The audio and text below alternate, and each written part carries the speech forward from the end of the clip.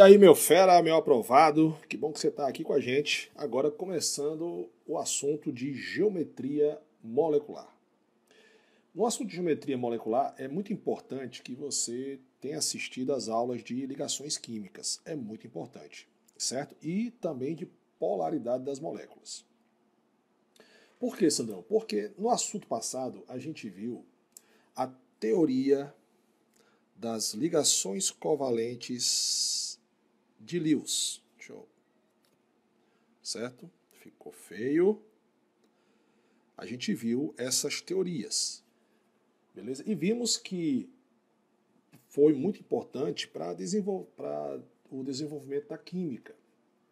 No entanto, essa teoria de Lewis, que expressa, logicamente, um átomo está ligado a outro átomo e forma as moléculas, né? Principalmente na ligação covalente, ela não diz para você como esses átomos estão arrumados no espaço, ou seja, como é que está a arrumação dessa molécula. Hoje a gente sabe que moléculas simples, como, por exemplo, vou fazer um exemplo para vocês aqui, ó. Moléculas como H2, O2, HCl e etc., são moléculas planas. Já as moléculas mais complexas, como é que você faz? Geralmente elas são tridimensionais, né? Isso ou seja, tem seus átomos arrumados em estrutura espacial, certo? Então, a partir daí de átomos, de moléculas mais complexas, é que justamente começou a se falar no assunto de geometria molecular. Beleza? E aí começou a se falar também sobre o átomo central, que eu falei bastante, fiz algumas referências nas aulas justamente de polaridade. Os macetes que eu dei para você saber se é uma molécula polar ou apolar está relacionado justamente ao átomo central. E os aprofundamentos também que eu fiz lá, você vai lá dar uma olhada, foi referente também à geometria, que ela é muito importante para você entender se uma molécula é polar e apolar. Então, a gente gosta sempre de fazer essa analogia com um balão. Por exemplo, se eu amarrar dois balões, como eu estou mostrando aqui, eu vou mudar a cor aqui do marcador de texto, beleza? Por exemplo, como eu fiz aqui.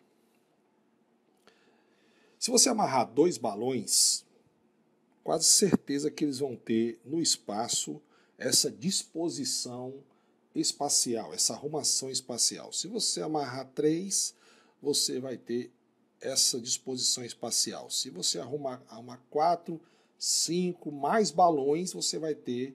Quem já amarrou balão de festa sabe que geralmente eles vão ficar com essa distribuição espacial, essa arrumação espacial. E por que os balões se arrumam assim?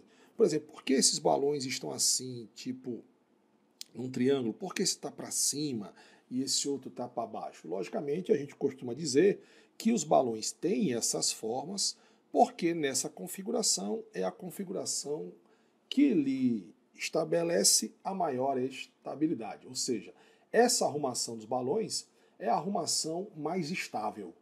E a gente pode fazer uma analogia também com a molécula. Porque as moléculas, com a mesma quantidade de átomos, podem ter disposições espaciais diferentes.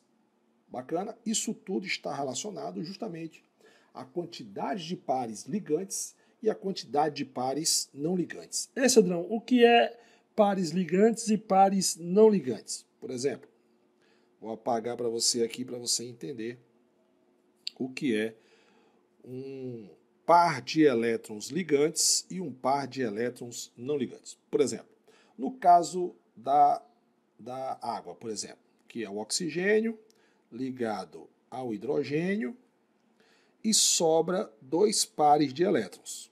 Pronto, aqui a gente tem 2 pares de elétrons ligantes e 2 pares de elétrons não ligantes, que eu já vou até começar a botar as siglas que a gente vai chamar elas, tá?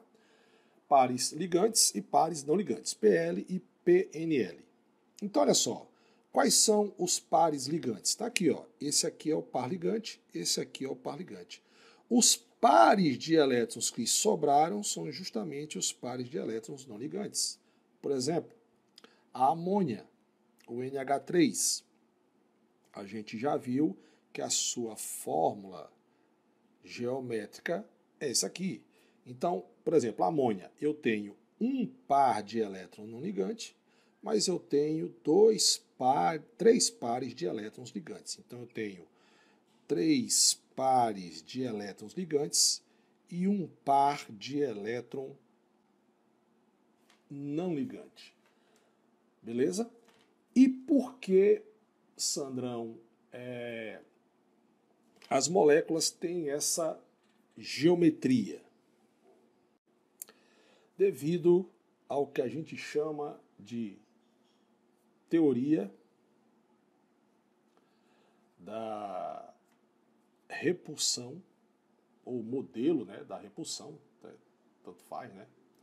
Beleza? Então, teoria da repulsão dos pares de elétrons da camada de valência, ou em inglês, valence shell electronic pairs repulsion. Olha que inglês perfeito.